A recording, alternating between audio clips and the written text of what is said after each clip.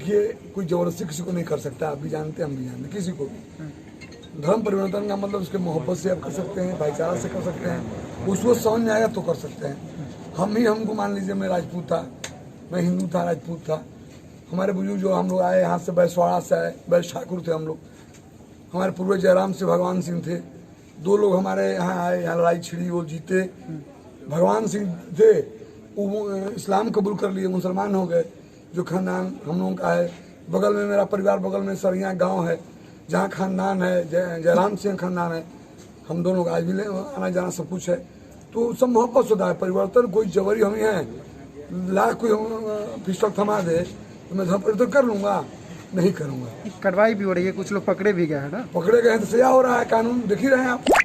जो कर रहे हैं बचेंगे, जब से आप करिएगा बचिएगा, नहीं बचिएगा। इस सरकार में जो करेगा वो बचेगा नहीं। कानून सख्त जो है बिहार तौर पर उसके लिए खड़ी है। एक और सवाल, जो कि जब से बिहार में इस तरह की आई है तब से ऐसा आरोप लग रहा है कि धर्म परिवर्तन ज्यादा हो रहा है, क्या कहेंगे बात?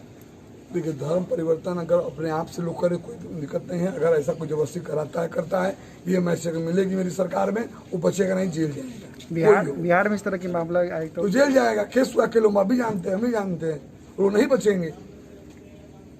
निश्चित तौर पर कितना बड़ा मजबूत आदमी हो, कितना बड़ा आदमी हो, अगर धर्म परिवर्तन कोई भी मामला में गलत गड़बड़ करेगा, इस बिहार में, मेरे सरकार में नहीं बचेगा। आप भी जानते हैं, आपने जमाना देखा होगा माननीय मुख्यमंत्री, पूर्व मुख्यमंत्री लालू जी का, कि जो जमाना से आज कितना अंतर है।